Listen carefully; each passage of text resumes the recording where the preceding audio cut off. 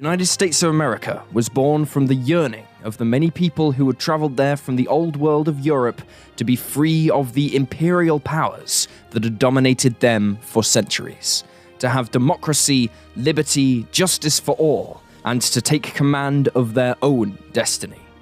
The birth of the American nation was a painful one, first by having to fight against the forces of the British and then against the indigenous people of North America, within and from the outside of new borders they had declared. In between the many conflicts, the new nation had to establish its own laws, political system, and culture, none of which developed overnight. Obviously, there would not always be a consensus. Over the century after 1776, when the United States of America was born, while growing under a political union of states that it was composed of, it also saw the widening of a cultural divide between the industrious northern states and the agricultural southern ones.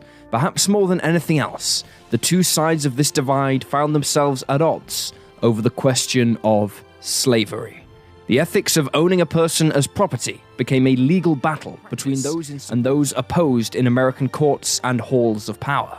Eventually, this dispute became a true battlefield. More Americans died in the American Civil War that raged in the North American continent between 1861 and 1865 than in any other war in which Americans have fought throughout its history. And while the battles have long endured, the ramifications of the Civil War continue to be felt to this very day in America over issues and race. Today, we delve into the darkest chapter of American history.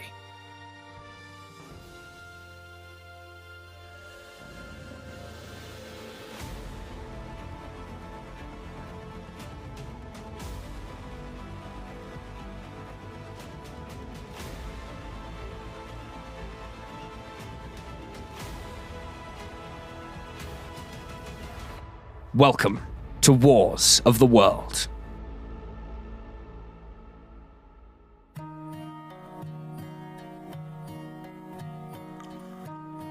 The debate over slavery in America actually predates the Declaration of Independence itself.